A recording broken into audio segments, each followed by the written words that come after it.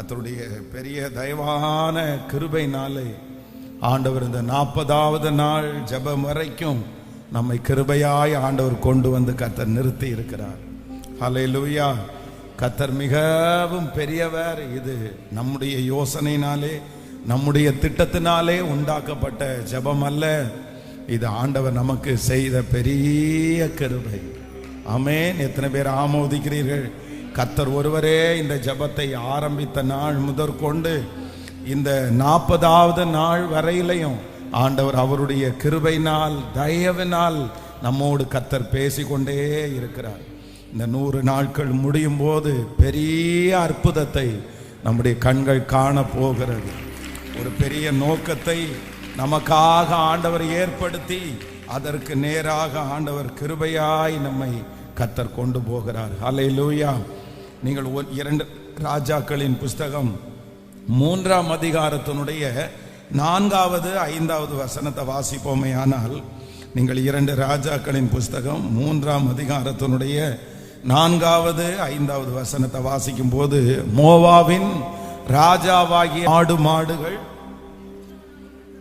பெருத்தவனாயிருந்து இஸ்ரவேலின் ராஜாவுக்கு 1,00,000 ஆட்டுக்குட்டிகளையும் 1,00,000 குறும்பாடுகளையும் செலுத்தி வந்தான். ஆகாப் இறந்து போன பின் மோவாபின் ராஜா இஸ்ரவேலின் ராஜாவுக்கு விரோதமாக கலகம் பண்ணினான். ஆமென். அடுத்த வசனம், அக்காலத்திலே யோராம் என்னும் ராஜா சமாரியாவிலிருந்து புறப்பட்டு இஸ்ரவேலரை எல்லாம் லக்கம் பார்த்து போய், மோவாபின் ராஜா எனக்கு விரோதமாய் கலகம் பண்ணினான், மோவாபியர் மேல் யுத்தம் பண்ண என்னோட கூட வருகிறீரா என்று யூதாவின் ராஜாவாகிய யோசபாத்தை கேட்டு அனுப்பினதற்கு அவன், நான் வருகிறேன், நான் தான் நீர் என்னுடைய ஜனம் உம்முடைய ஜனம், என்னுடைய குதிரைகள் உம்முடைய குதிரைகள் என்றான். ஆமென். ஆண்டவருடைய பிள்ளைகளே, இந்த இடத்துல என்ன அப்படின்னு சொன்னா, ஒரு கனம்பெருந்திய ஒரு ராஜா தன்னுடைய வருமானத்துல அப்படின்னா அன்னைக்கு இருக்கிற காலகட்டத்தில் பார்த்தீங்கன்னா எந்த ராஜ்யத்தினுடைய கண்ட்ரோல்ல அவங்க இருக்கிறாங்களோ அந்த ராஜ்யத்தில் அவங்க அவங்களுடைய வருமானத்தில் ஒரு பகுதியை அந்த நாட்டுக்கு அவங்க அனுப்பணும். நம்ம இப்போ டாக்ஸ் எல்லாம் கட்டுறது மாதிரி அந்த நாட்களில் அந்த ராஜாக்களுடைய கையில் தான் அந்த நாடுகள் இருந்தது. அதனால அந்த ராஜ்யத்தில் வருகிற வருமானத்தில் ஒரு பகுதியை எந்த நாட்டினுடைய அண்டர்ல அவங்க இருக்கிறாங்களோ அந்த நாட்டிற்கு அவர்கள் செலுத்துவது அது வழக்கம். அப்போ இங்க நீங்க 4வது வசனத்தை வாசிக்கும் போது, மோவாபின் ராஜாவாகிய ஆடு மாடுகள் பெருத்தவனாயிருந்து இஸ்ரவேலின் ராஜாவுக்கு 1,00,000 ஆட்டுக்குட்டிகளையும் 1,00,000 குறும்பாட்டு கடாக்களையும் செலுத்தி வந்தான். அப்படின்னா இந்த தன்னுடைய தேசத்துல இருந்து வருகிற வருமானத்துல அவன் ஒரு பெரிய ராஜா.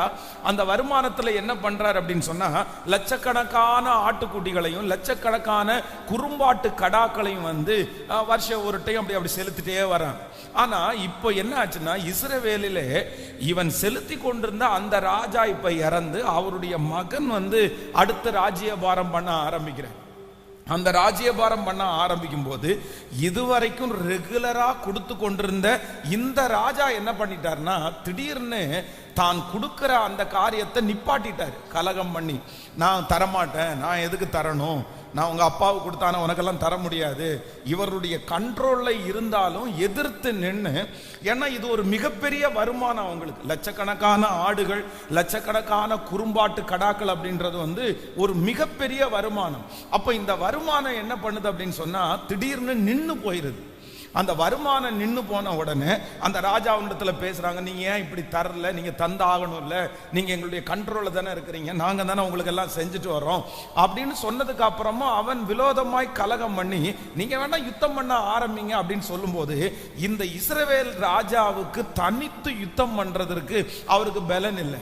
உடனே அவர் என்ன பண்றாரு அப்படின்னு சொன்னா, நேர யூதாவினுடைய ராஜாவாகிய யோசபாத்திட்ட போறாரு. இந்த மாதிரியா திடீர்னு வருமானம் வந்துட்டு இருந்துச்சு, அந்த வருமானம் வருமானம் வந்து இப்ப தடையா போயிருக்குது, நீங்க வர்றீங்கன்னா நம்ம யுத்தத்துக்கு போலான்னு சொன்ன உடனே யூதாவினுடைய ராஜா என்ன சொல்றாரு அப்படின்னு சொன்னா, இல்ல இல்ல அதெல்லாம் ஒண்ணும் இல்ல, உம்முடைய ஜனம் என்னுடைய ஜனம், என்னுடைய குதிரைகள் உம்முடைய குதிரைகள், நீ எல்லாம் அதெல்லாம் நான் உங்க கூட கண்டிப்பா வர்றேன், நம்ம யுத்தம் பண்ணுவோம் அப்படின்னு சொல்லிட்டு அந்த யுத்தத்துக்கு போகிற அந்த சம்பவத்தை தான் இந்த அதிகாரத்துல வாசிக்கிறோம். ஆனா அவங்க யுத்தத்திற்காக புறப்பட்டு போகும்போது பாத்தீங்க அப்படின்னா கிட்டத்தட்ட ஒரு 7 நாட்கள் இவர்கள் போகிற இடத்துல இவர்களுடைய காலாட்களுக்கும் இவர்களுடைய அந்த மிருக ஜீவன்களுக்கும் குடிக்கிறதுக்காக தண்ணீர் இல்லை. அந்த தண்ணீர் இல்லாம அவங்க செத்து போகிற அந்த சூழ்நிலையில தான் அந்த ராஜா ஆண்டவரை நோக்கி கூப்பிடுறாரு. உடனே ஆண்டவர் வந்து ஒரு இரக்கம் செய்து இவங்க பெரிய ஜெயத்தை கொடுக்கிறதை இந்த அதிகாரத்துல நம்ம வாசிக்கிறோம். அப்போ திடீரென்று இவர்களுக்கு வந்து லட்சக்கணக்கான வருமானம் இருந்துட்டு அந்த வருமானம் நின்னு போன உடனே என்ன ஆகுது அப்படின்னு சொன்னா ஒரு மிகப்பெரிய ஒரு பிரச்சனை அந்த இடத்துல வெடிக்குது. அந்த வந்துட்டு இருந்த வருமானம் தடையாக்கப்பட்ட உடனே ஒரு பெரிய யுத்தமே அதன் மூலமாய் உண்டாகிறது. அப்போ ஆண்டவருடைய பிள்ளைகளே, நம்முடைய வாழ்க்கையில வந்து இந்த வருமானம் என்கிறது வந்து ஒரு ஸ்பெஷலா அதற்காக நம்ம ஜெபிக்க கூடிய ஒரு ஜெபமாய் மாறணும். நிறைய பேருடைய குடும்பத்துல வந்து ஏற்படுகிற மனக்கசப்புகளுக்கு காரணம் என்ன அப்படின்னு சொன்னா இந்த வருமான குறைவு வந்து சில நேரத்துல நம்முடைய குடும்பத்துல நம்மை அறியாமலே வந்து பிரச்சனைகளை உண்டு பண்ணும். காரணமே இருக்காது, ஒரு பிரச்சனை வரும். காரணமே இருக்காது, ஒரு சண்டை வரும். ஏன் இந்த சண்டை வருது, எதுக்கு இந்த சண்டை வந்துச்சு, நல்லா தானே இருந்தோம், சமாதானமான தானே இருந்தோம். ஆனா அதனுடைய ஆழத்தை நீங்க பாத்தீங்கன்னா அந்த இடத்துல என்ன காரணமா இருக்கும்னா வருமானம் அப்படின்னா பண பற்றாக்குறை தான் அந்த சமாதான குறைவுக்கே காரணமா இருக்கும். அந்த கடன் பிரச்சனை தான் அதற்கு காரணமாக இருக்கும். அப்போ ஒரு தேவனுடைய பிள்ளையினுடைய வாழ்க்கையில நான் நம்புறேன், இந்த ஜெபத்திற்கு பிற்பாடு ஆண்டவர் பல இடங்களிலிருந்து உங்களுக்கு ஒரு வருமானத்தை கர்த்தர் பெருக பண்ணணும். நீங்க நினைக்காத இடங்களிலிருந்து கர்த்தர் வருமானத்தை கொண்டு வரணும். எந்தெந்த இடங்களில் எல்லாம் உங்களுக்கு வருமான தடைகள் இருக்கிறதோ, ஏற்கனவே வந்து கொண்டிருந்த பணங்கள் ஒருவேளை தடையா இருக்கலாம், அந்த வருமானங்கள் தடையா இருக்கலாம். ஆனா நான் விசுவாசிக்கிறேன், ஆண்டவர் வந்து அந்த வருமானத்திற்கு விரோதமாய் இருக்கிற தடைகளை முற்றிலுமாய் எடுத்து போட்டு கர்த்தர் எகிப்திலிருந்து கொண்டு வந்தது போல, பல இடங்களிலிருந்து கொண்டு வந்தது போல தடைகளை தாண்டி தடைகளை மாற்றி அந்த வந்து கொண்டிருந்த அந்த வருமானத்தை திரும்ப ஆண்டவர் கொண்டு வர பண்ணுவதற்கு கர்த்தர் வல்லவராய் இருக்கிறார். ஆமென். ஆனா இந்த வருமானத்தினுடைய தடைக்கு சில காரணங்கள் இருக்கிறது. நீங்க அதை வாசிக்கணும், எடுத்துக்கொள்ளலாம். நீங்கள் 2 ராஜாக்களின் புஸ்தகம் 3ஆம் அதிகாரத்தினுடைய 3வது வசனத்தை வாசிக்கலாமா?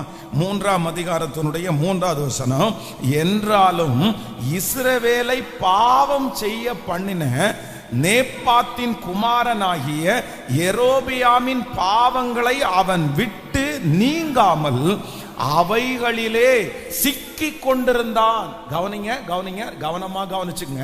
இந்த வருமான குறைச்சலுக்கு காரணம் என்ன? இந்த பண பற்றாக்குறைக்கு காரணம் என்ன? திடீர்னு வந்துட்டு இருந்த இந்த ஆசீர்வாதம் இவனுக்கு நின்னதுக்கு காரணம் என்ன? வேதம் சொல்லுது இந்த இடத்துல, என்றாலும் இஸ்ரவேலை பாவம் செய்ய பண்ணின நேபாத்தின் குமாரனாகிய யெரொபெயாமின் பாவங்களை விட்டு நீங்காமல் அவைகளிலே சிக்கி கொண்டிருந்தான். அப்போ அப்பா வந்து ரொம்ப நல்லா ராஜ்யபாரம் பண்ணாரு, அப்பா ஆண்டவருக்கு பயந்து வாழ்ந்தாரு, அப்பா ஆண்டவரை ரொம்ப நேசிச்சாரு. அப்பா ஆண்டவரோட இருக்கிற காலம் வரைக்கும் அவர்களுக்கு ஒரு வருமானம் வந்து கொண்டே இருந்தது. ஆனா இந்த மனுஷன் வந்து தன்னுடைய முன்னோருடைய ஒரு பாவத்துல சிக்கி அந்த பாவத்திலிருந்து வெளியே வர முடியாததுனால இப்போ ஒரு பெரிய தோல்வி வருது. என்ன தோல்வி வருதுன்னா வருமான குறைச்சல் உண்டாகிறது. ஆண்டவருடைய பிள்ளைகள் ஒன்று நீங்க ரொம்ப கவனமா கவனிக்கணும், நம்முடைய பாவத்திற்கும் நம்முடைய வருமானத்திற்கும் நிறைய தொடர்பு இருக்கிறது, நிறைய தொடர்பு இருக்கிறது. நீங்க வந்து வருமானம் வந்து இழந்து போகிறீர்களா, உங்களுக்கு சரியான வருமானங்கள் இல்லையா, நீங்க கண்டிப்பா உங்களுடைய வாழ்க்கையை நீங்க செக் பண்ணி பார்க்கணும். வேதம் சொல்லுது, வேதத்துல வந்து தாவீதனுடைய குமாரனாகிய சாலோமனுக்கு வந்த அளவிற்கு வருமானம் வேற யாருக்குமே வரல. அவ்வளவு வருமானம் வந்துட்டு இருந்துச்சு. ஆனா அத்தனை வருமானம் வந்தும் ஒரு பொத்தலான பையில போடுறது மாதிரி எல்லா வருமானங்களும் போய் கடைசியில அவன் ஜனங்கள் மேல வரி வசூலித்து ஜனங்கள் மேல நிறைய காரியத்தை சுமத்துற அளவிற்கு அவன் கஜானால ஒரு பணம் இல்லாம போயிருச்சு. ரொம்ப ஏழ்மை நிலைமைக்கு அவன் வந்தான். காரணம் என்னன்னா, அவனுடைய பாவங்கள் எதை தடுத்து நிறுத்திருச்சுன்னா வருமானத்தை தடுத்து நிறுத்திருச்சு. வேதம் சொல்லுகிறது, ஒரு வேசிக்காக தன்னுடைய வஸ்திரத்தையும் இழக்க வேண்டியது இருக்குன்னு வேதம் சொல்லுது. ஒரு வேசியின் பின்பாக போகிறவன் தன்னுடைய வஸ்திரத்தை கூட இழக்கணும் அப்படின்னு. அப்போ பாவத்திற்கு பின்பாக போகிற ஒரு மனுஷனால ஆசீர்வதிக்கப்படவே முடியாது. உலகத்தில் இருக்கிற மனிதர்கள் கூட ஜெயிக்கணும்னா அவர்களுக்கு இந்த சுய கட்டுப்பாடு என்கிறது ரொம்ப அவசியமான ஒன்று. கண்ட்ரோல் பண்றது அப்படின்றது ஒரு அவசியமான ஒன்று. அதனால நம்முடைய பாவத்தை விட்டு நம்ம மனம் திரும்பாம ஆண்டவர் நம்முடைய வருமானத்தை என்ன பண்ண முடியாதுன்னா பெருக பண்ணவே முடியாது. ஆனா இன்றைக்கு இந்த 40வது நாள்ல நம்ம எல்லாரும் ஒரு ஜெபத்தோட கடந்து போவோம். ஆண்டவரே, என் கைகளை ஆசீர்வதிக்கிற கர்த்தர், ஆண்டவரே எனக்கு என்னை வருமானத்தினால நிரம்ப பண்ணுகிற கர்த்தர், ஆண்டவரே என்னுடைய வழிகள் உமக்கு பிரியமாய் மாறுவதாக. கர்த்தர் நான் நினையாத இடத்திலிருந்து, ஆண்டவர் நான் எதிர்பாராத இடத்திலிருந்து கர்த்தர் என்னை ஆசீர்வதித்து ஒரு வருமான திரட்சியை கர்த்தர் எனக்கு கட்டளையிடுவாராக. அது நிச்சயமாய் கடந்து வர போகிறது. இது ஆண்டவருடைய வார்த்தை. இந்த வார்த்தை ஒரு நாளும் பொய் உரையாது. எகிப்தின் சம்பாத்தியமும் எத்தியோப்பியாவின் வர்த்தக லாபமும் நெடிய ஆட்களாகிய சபையரின் லாபத்தையும் ஆமேன் தாண்டி வர பண்ணின கர்த்தர். நீங்க நம்ம எல்லாரும் கரங்களை தட்டி ஆமேன். காற்றையும் காண மாட்டாய், மழையையும் பார்க்க மாட்டாய், ஆனாலும் பள்ளத்தாக்கு தண்ணீரால் நிரப்பப்படும் என்று சொன்ன கர்த்தர் இப்பொழுது அந்த தடைகள் உடைவதாக. இந்த 40வது நாள் அந்த தடைகள் உடைவதாக. இயேசுவே, அந்த வருமானத்திற்கு விரோதமாய் செயல்படுகிற எல்லா தடைகளும் இப்பொழுது உடைவதாகப்பா. ஹல்லேலூயா. கைகளை உயர்த்தி அப்பாட்ட கேட்கலாமா? ஆண்டவரே, நீர் என்னை பெருக பண்ணுகிற கர்த்தர், எனக்கு என்னுடைய வருமானத்தை ஆசீர்வதிக்கிற கர்த்தர். சொல்லுங்க, ஆண்டவருடைய சமூகத்துல சொல்லுங்க, அப்பா நீர் பெருக பண்ணுகிற கர்த்தர், நீர் பெருக பண்ணுகிற கர்த்தர். ஒரு 2 மனிதர்களுக்காக 4 நதிகளை கட்டளையிட்ட கர்த்தர், 2 பேருக்காக ஏதேன் என்கிற ஒரு மிகப்பெரிய தோட்டத்தை கட்டளையிட்ட கர்த்தர், அமுக்கி குலுக்கி சரிந்து விழும்படியாய் என் மடியிலே அடர்ந்து போடுகிற கர்த்தர். Thank you Jesus. அந்த வருமான குறைவு மாறுவதாக. அந்த நிற்கப்பட்ட வருமானம் இப்பொழுது தடைகளை தாண்டி வருவதாக. வருமானத்தில் ஒரு பெருக்கம் உண்டாவதாக, அதுல ஒரு வளர்ச்சி உண்டாவதாக, ஒரு சம்பள உயர்வு உண்டாவதாக. இயேசுவே, இயேசுவே, இப்பொழுது இயேசுவின் நாமத்தில் அந்த தடைகள் மாறி எங்கெல்லாம் அந்த வருமானம் நின்று போய் இருக்கிறதோ அந்த இடத்திலே கர்த்தர் எங்களை பெருக பண்ணுகிற கர்த்தரா இருந்து அற்புதத்தை செய்வீராகப்பா, செய்வீராக. ஹல்லேலூயா. நம்முடைய ஆண்டவருக்கு அது லேசான காரியம். அப்போ நம்ம ரொம்ப செக் பண்ண வேண்டியது என்ன அப்படின்னு சொன்னா, என்னுடைய வருமான குறைவுக்கு என்ன காரணம் அப்படின்றத ஆண்டவருடைய பிள்ளைகள் அறியணும். நீங்க அதுக்காக கண்டிப்பா நீங்க ஜெபிக்கணும். இந்த 100 டேஸ்ல ஆண்டவர் வெறும் நம்மளை மென்டலா இல்லைன்னா நம்முடைய பிசிக்கலா சரி பண்றது மட்டும் இல்ல, நம்மை சுற்றி இருக்கிற எல்லாவற்றையும் கர்த்தர் சரி செய்ய போகிறார். நீங்க எந்தெந்த பகுதியில எல்லாம் தோல்வி அடைஞ்சிருக்கிறீங்களோ, எந்தெந்த பகுதியில எல்லாம் குறைவா இருக்கிறீங்களோ, அங்கெல்லாம் ஆண்டவர் இந்த 100 டேஸ்க்குள்ள நம்மளை ரெடி பண்ண போறாரு. எல்லா பக்கத்திலையும் கர்த்தர் நம்மை தேறினவர்களாய் நிறுத்த போறாரு. அதனால நீங்க விசுவாசத்தோட ஜெபம் பண்ணுங்க. நான் நம்புறேன், ஆண்டவருடைய வருகை தாமதிச்சா அடுத்த ஆண்டுல கர்த்தர் இப்பொழுது இருக்கிறதை பார்க்கலாம் 1000 மடங்கு அதிகமாகும்படி உங்கள் பிதாக்களின் தேவனாகிய கர்த்தர் உங்களுக்கு சொல்லியபடியே உங்களை கர்த்தர் ஆசீர்வதிப்பாராக. உங்கள் வாசஸ்தலத்தை விசாரிக்கும் போது நீங்கள் குறைவை காண மாட்டீர்கள்.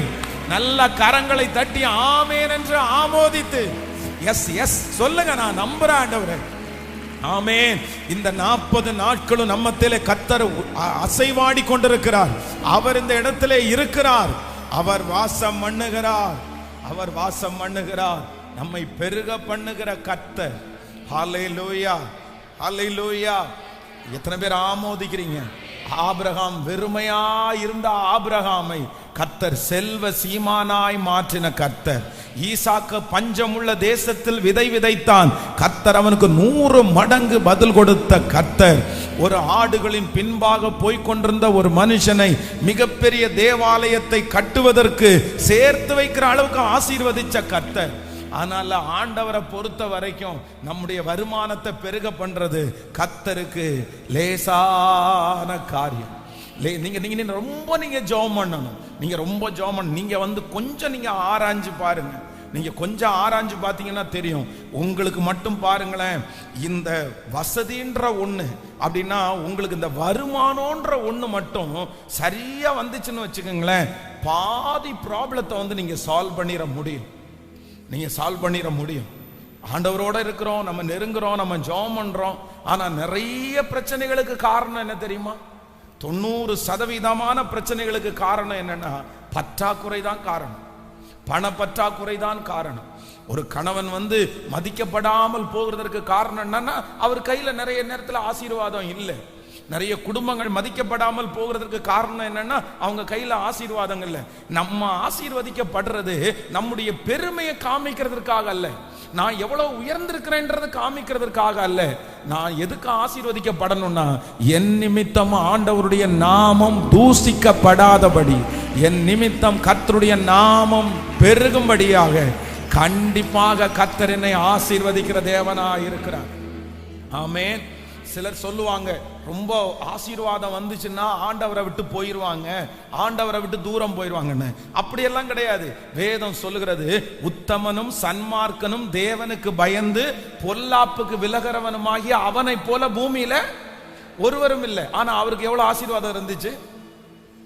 எவ்வளவு ஆசீர்வாதம் இருந்துச்சு? வேதம் சொல்லுது, அவன் செல்வசீமானா இருந்தான். யோபுவும் ஆண்டவர் பல மடங்கு கர்த்தர் ஆசீர்வதிச்சிருந்தாரு. அந்த தேசத்திலே இருந்ததிலேயே அவன் மிகப்பெரிய ஆசீர்வாதம் உள்ளவனா இருந்தார். அப்போ ஆசீர்வாதம் இருந்ததுனால நம்ம ஆண்டவரை மறுதலிப்போம் அப்படின்னு எல்லாம் சொல்ல முடியாது. அப்படியெல்லாம் கிடையவே கிடையாது. ஆனா ஆசீர்வாதம் வர வர சில நேரத்துல நம்ம இன்னும் ஆண்டவருக்கு நேசமாய் மாறுவோம். பாருங்க, உங்க வாழ்க்கையில கர்த்தர் உங்களுக்கு ஆசீர்வாதத்தை கொடுக்க ஆரம்பிச்சா உங்களுக்கு என்ன தோணும் தெரியுமா? இவ்வளோ நான் மோசமா இருந்த என்ன கர்த்தர் இவ்வளவு ஆசீர்வதிச்சிருக்கிறாரு, இவ்வளவு நடத்தி இருக்கிறாரு. இன்னும் ஆண்டவர் மேல உங்களுக்கு பாசம் அதிகமாகும், பரிசுத்த வாழ்க்கை அதிகமாகும். அதனால மோஸ்ட்லி நான் சொல்றேன், நிறைய பிரச்சனைகள் எதுல சால்வ் ஆகும் அப்படின்னா நமக்கு சரியான வருமானம் வருமானால் நம்முடைய நிறைய பிரச்சனைகளுக்கு தீர்வை நமக்கு கிடைக்கும்னு நான் நம்புறேன். அதனால இந்த 40th day 40வது நாள் எல்லாரும் ஜெபிக்கணும். எதுக்கு ஜெபிக்கணும்னா, என் கைகளை ஆசீர்வதிக்கிற கர்த்தர் என்னோடு கூட இருக்கிறார். எனக்கு ஒரு வருமானத்தை கர்த்தர் தரணும் ஆண்டவரே. மாதம் உங்களுக்கு ஒரு புதிய வருமானம் வரட்டும். டெய்லி ஆண்டவர் உங்களுக்கு ஒரு வருமானத்தை கர்த்தர் தரட்டும். ஏதோ ஒரு விதத்துல கர்த்தர் உங்களுக்கு ஒரு வருமானத்தை கர்த்தர் தருவாராக. இந்த ஏழ்மை நிலையை கர்த்தர் மாற்ற போகிறார். இந்த குறைவு என்கிற நிலைமையை கர்த்தர் மாற்ற போகிறார். இந்த இல்லாமை என்கிற நிலைமையை ஆண்டவர் மாற்ற போகிறார். அவரால் செய்ய முடியும், அவரால் செய்ய முடியும்.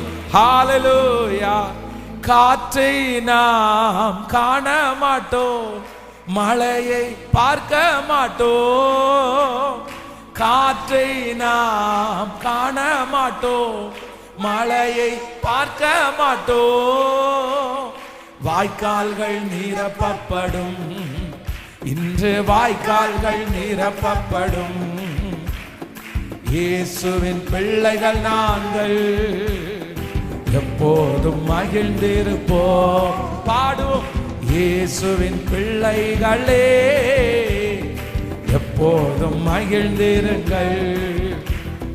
இயேசுவின் பிள்ளைகள் நாங்கள் எப்போதும் மகிழ்ந்திருப்போம். இயேசுவின் பிள்ளைகளே எப்போதும் எப்போதும் மகிழ்ந்திருங்கள். நமக்கெதிரா மந்திரமில்லை, குறி சொல்லல் எதுவும் இல்லை. பாடுவோம். குறி சொல்லல் எதுவும் இல்லை. சாத்தானம் காலின் கீழே, இன்று சாத்தானம் காலின் கீழே. இயேசுவின் பிள்ளைகள் நாங்கள், எப்போதும் மகிழ்ந்திருப்போம்.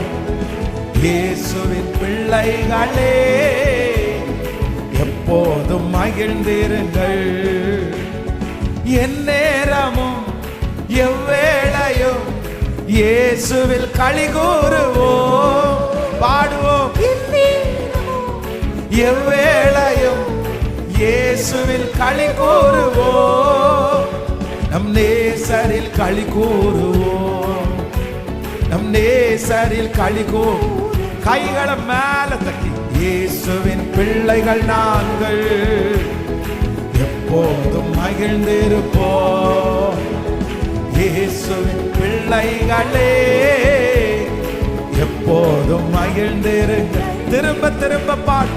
இயேசுவின் பிள்ளைகள் நாங்கள், எப்போதும் மகிழ்ந்திருப்போம். இயேசுவின் பிள்ளைகளே, எப்போதும் மகிழ்ந்திருங்கள்.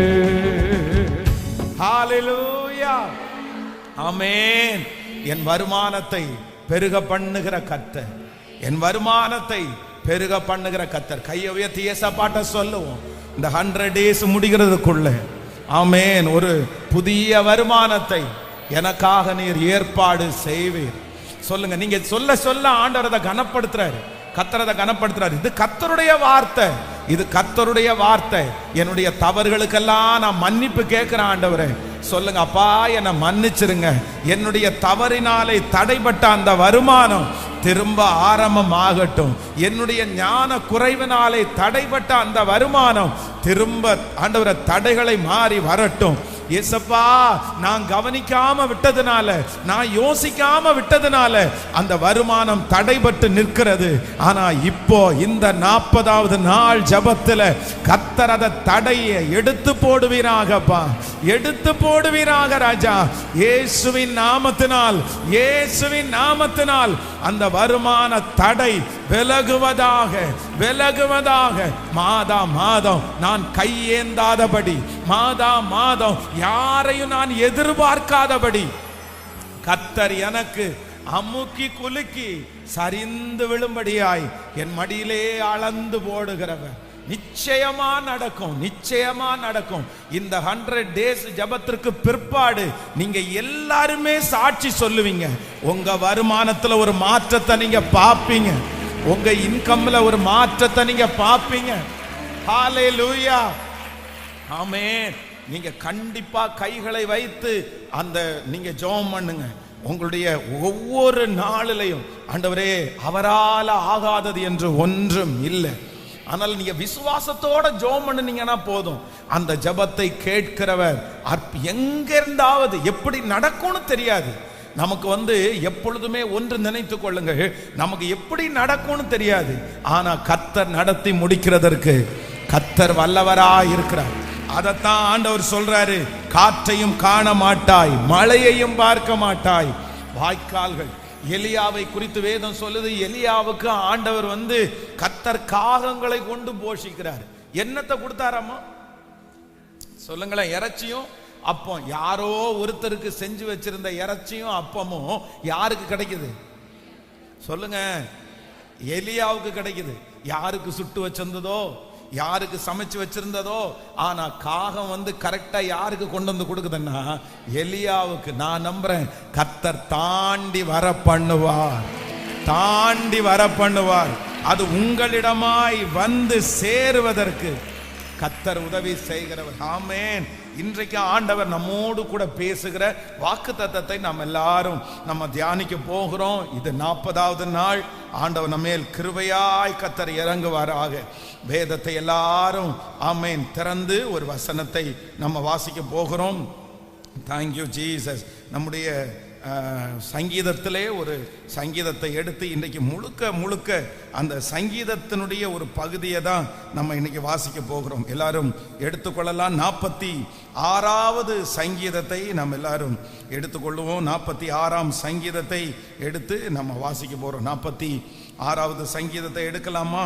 ஹல்லேலூயா. அந்த சங்கீதத்தின் மூலமாய் ஆண்டவர் இன்றைக்கு நம்மோடு பேச போகிறார். 1வது வசனத்தை சேர்ந்து வாசிக்கலாம். தேவன் நமக்கு அடைக்கலமும் பெலனும், ஆபத்து காலத்தில் அனுகூலமான துணையும் ஆனவர். சொல்லுவோம், தேவன் நமக்கு அடைக்கலமும் பெலனும், ஆபத்து காலத்தில் அனுகூலமான துணையும் மாணவர். இன்றைக்கு ஆண்டவருடைய பிள்ளைகளே, கர்த்தர் நமக்கு தெளிவாய் வாக்கு கொடுக்கிறார். நான் உனக்கு, கர்த்தர் உங்களுக்கு அடைக்கலமும் பெலமும், ஆபத்து காலத்தில் அனுகூலமான துணையுமாயிருப்பார். கர்த்தருடைய வார்த்தை நமக்கு நேராய் கடந்து வருகிறது. இந்த ஆபத்து காலத்தில் எல்லாமே உங்களுக்கு சாதகம் இல்லாமல் இருக்கலாம், அனுகூலம் இல்லாமல் இருக்கலாம், எல்லாம் ஒன்று சேர்ந்து வரலாம், எல்லாம் தொடர்ச்சியாய் உங்க வாழ்க்கையில வரலாம். எங்கு திரும்பினாலும் ஒரு அனுகூலமான ஒரு காரியத்தை நீங்க பார்க்க முடியாம இருக்கலாம். எங்கு போனாலும் எதிர்ப்பும் போராட்டமும் உங்களுக்கு நிறைந்து காணப்படலாம். ஆனா ஏசப்பா இன்னைக்கு வாக்கு கொடுக்கிறாரு, இல்ல, உனக்கு அடைக்கலமும் பெலனும், உன் ஆபத்து காலத்தில் நான் உனக்கு அனுகூலமான துணை. அனுகூலமான துணை. நீங்கள் போகிற இடத்திலே ஒரு அனுகூலம் உங்களுக்காக உண்டாக போகிறது. எப்படி இஸ்ரவேல் ஜனங்கள் எகிப்திலிருந்து புறப்படும் போது அவ்வளவு கடினமான ஜனங்கள் தான் அந்த எகிப்தினுடைய ஜனங்கள். இத்தனையும் அவங்க பாடுபட்டது, அவருடைய வீட்டிலே வந்த இறப்பு, இது எல்லாத்துக்கும் காரணம் யாருன்னு நினைச்சாங்கன்னா இவங்க தான், இஸ்ரவேல் ஜனங்கள் தான் காரணம், இந்த ஜனங்கள் தான் காரணம். ஆனா கர்த்தர் அவர்கள் புறப்படும் போது அவங்க எல்லாருடைய கண்களுக்கு முன்பாகவும் ஒரு அனுகூலத்தை ஆண்டவர் கட்டளையிட்டார். அவர்கள் பொன்னோடும் பொருளோடையும் ஆண்டவர் புறப்பட பண்ணினார். அந்த ஆண்டவர் தான் இன்றும் வாக்கு கொடுக்கிறார், நான் உனக்கு அனுகூலமான துணையா இருப்பேன். எல்லாரும் எதிர்த்து நிற்கும் போது கர்த்தர் உங்களுக்கு அனுகூலமா இருக்கிறார். கர்த்தர் வாக்கு கொடுக்கிறார், அந்த காரியத்திலே நான் ஒரு அனுகூலத்தை உனக்கு கட்டளை இடுவேன். இது கர்த்தருடைய வார்த்தை. சுத்தி அவ்வளவு எதிர்ப்புகள் இருக்கும் போது ஆண்டவர் அந்த இடத்திலே ஒரு அனுகூலத்தை உங்களுக்கு கட்டளை இட்டு அந்த பிரச்சனையிலிருந்து கிருபையாய் கொண்டு வருகிறவர். தேவன் நமக்கு அடைக்கலமும் பெலனும், ஆபத்து காலத்தில் அனுகூலமான, ஒரு 3 விசை சொல்லுங்க பார்க்கலாம். தேவன் எனக்கு அடைக்கலமும் பெலனும், ஆபத்து காலத்தில் அனுகூலமான துணையுமானவர். தேவன் எனக்கு அடைக்கலமும் பெலனும், ஆபத்து காலத்தில் அனுகூலமான துணையுமானவர். தேவன் எனக்கு அடைக்கலமும் பெலனும், ஆபத்து காலத்தில் அனுகூலமான துணையுமானவர். கர்த்தர் இன்றைக்கு கொடுக்கிற வாக்கு தத்தம், நான் உனக்கு அனுகூலமான துணையாய் இருப்பேன். தாவீது போகிற இடத்திலே வேதம் சொல்லுது, பலவிதமான எதிர்ப்புகள் வருகிறது. இந்த நாட்டுக்கு வரக்கூடாது, இந்த தேசத்திற்கு நீ வரக்கூடாது அப்படின்ற பிரச்சனை எழும்பிட்டே இருக்குது. ஆனா அதன் நடுவிலையும் ஆண்டவர் ஒரு அனுகூலத்தை ஏற்பாடு செய்து கர்த்தர் அவனை பத்திரமா பாதுகாக்கிறார். நாம் விசுவாசிக்கிறேன், அத்தனை எதிர்ப்பின் மத்தியிலையும் உங்களுக்குன்னு ஒரு அனுகூலமான வாசலை கர்த்தர் திறப்பார். நீங்கள் இப்பொழுது போராடி கொண்டிருக்கிற இடத்துல கர்த்தர் ஒரு அனுகூலத்தை உங்களுக்கு கட்டளை இடுவார். உங்களுக்கு சுத்தி பிரச்சனை நடந்துட்டு இருக்கிற இடத்துல ஆண்டவர் ஒரு அனுகூலத்தை கர்த்தர் கட்டளை இடுவார். ஒரு உதவியை கர்த்தர் உங்களுக்காக அனுப்புவேன் என்று வாக்கு கொடுக்கிறார். ஆண்டவருடைய பிள்ளைகளே, இந்த 46வது சங்கீதத்தை நான் தியானிக்கும் போது இதுல நம்முடைய ஆண்டவர் எப்படிப்பட்டவர் அப்படின்றத இந்த தேவ மனுஷன் ரொம்ப அழகாய் எழுதி இருக்கிறார். அப்படின்னா என்னுடைய ஆண்டவர் எனக்கு என்ன செய்ய போறாரு அப்படின்றதுதான் இந்த 46வது சங்கீதம். இந்த 46வது சங்கீதத்துல கிட்டத்தட்ட ஒரு 4 காரியங்களை நம்முடைய தேவன் நமக்கு யாராய் இருக்க போகிறார் என்கிற ஒரு 4 காரியத்தை உங்களுக்கு சொல்லி உங்களுக்காக ஜெபிக்க போறேன். ஆனா இந்த 46வது சங்கீதத்தினுடைய நீங்கள் மேல் விலாசத்தை வாசிக்கும் போது அதை வாசிக்கலாமே. மேல அந்த ஹெட்டிங்கை நம்ம வாசிக்கும் போது ரொம்ப அழகா இருக்குது. ஆமென். அலமோத்தில் வாசிக்க கோராகின் புத்திரரில் உள்ள ராக தலைவனுக்கு ஒப்புவிக்கப்பட்ட பாட்டு. அந்த இடத்துல ரொம்ப அழகா சொல்லப்பட்டிருக்கிறது. அலமோத் அப்படின்னா, இந்த அலமோத் அப்படின்ற வார்த்தை என்ன அப்படின்னு சொன்னா டெஸ்டிமனி அப்படின்னு அர்த்தம், சாட்சி அப்படின்னு அர்த்தம். அப்போ நான் என்ன நம்புறேன் அப்படின்னா, இந்த சங்கீதத்திற்கு ஒரு தலைப்பு இருக்கிறது. அந்த தலைப்பு என்ன அப்படின்னு சொன்னா, நான் உன்னை சாட்சியாய் நிறுத்துவேன் என்று கர்த்தர் வாக்கு கொடுக்கிறார். ஆண்டவர் எல்லா இடங்களிலையும் நம்மை சாட்சி சொல்லுகிறவர்களாய் கர்த்தர் நிறுத்த போகிறார். சோ நம்பர் 1, முதலாவதாக இந்த 46வது சங்கீதத்தில் ஆண்டவர் நமக்கு எப்படி இருக்கிறார் அப்படின்றத வாசிக்கலாம். நம்ம 47வது வசனத்திலிருந்து வாசிக்கலாமா? 7வது வசனத்திலிருந்து ஒரு சில வசனத்தை வாசிக்கலாம். சேனைகளின் கர்த்தர் நம்மோடு இருக்கிறார், யாக்கோபின் தேவன் நமக்கு உயர்ந்த அடைக்கலமானவர். ஹல்லேலூயா. சேனைகளின் கர்த்தர் நம்மோடு இருக்கிறார், யாக்கோபின் தேவன் நமக்கு உயர்ந்த அடைக்கலம். ஆண்டவருடைய பிள்ளைகளே, இந்த இடத்துல சங்கீதக்காரன் ஆண்டவர், நான் ஆராதிக்கிற ஆண்டவர் எனக்கு எப்படி இருக்க போறார் அப்படின்னு சொன்னா, நம்பர் 1, முதலாவதாக அவர் சேனைகளின் கர்த்தர் நம்மோடே இருக்கிறார். நான் நம்புகிறேன், சேனைகளின் கர்த்தர் உங்களோடும் என்னோடும் இருக்கிறார். நாம் ஆராதிக்கிற தேவன் சேனைகளின் கர்த்தர். இந்த சேனைகளின் கர்த்தர் அப்படின்னு சொன்னா என்ன அப்படின்னா, நீங்க 2 சாமுவேலின் புஸ்தகம் 5ஆம் அதிகாரத்தினுடைய 10வது வசனத்தை வாசிக்கலாமா?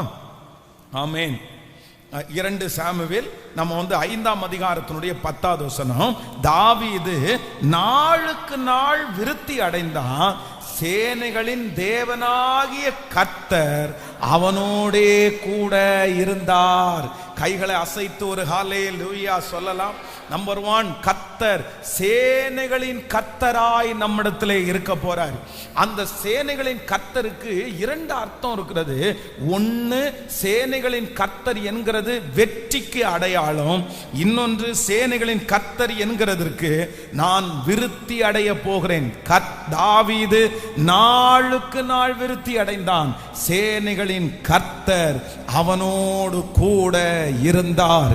கர்த்தராகிய ஆண்டவர் வாக்கு கொடுக்கிறார், நீங்களும் நானும் ஆராதிக்கிற தேவன் இந்த ஜெபத்திற்கு பிற்பாடு நம்மோடு சேனைகளின் கர்த்தராய் இருக்க போகிறார். சேனைகளின் கர்த்தர் என்றாலே ஒரு மிகப்பெரிய வெற்றி. சேனைகளின் கர்த்தர் என்னோடு கூட இருக்கும்போது நான் விருத்தி அடைவேன். இது தீர்க்க தரிசனமான வார்த்தை. கர்த்தர் உங்களுக்கு ஒரு பெரிய ஜெயத்தை கர்த்தர் தரப்போகிறார். நீங்கள் தோற்று போவோம் என்கிற அந்த நினைக்கிற காரியத்திலே 46ஆம் சங்கீதம் சொல்லுகிறது, சேனைகளின் கர்த்தர் நம்மோடு கூட இருக்கிறார். ஹல்லேலூயா.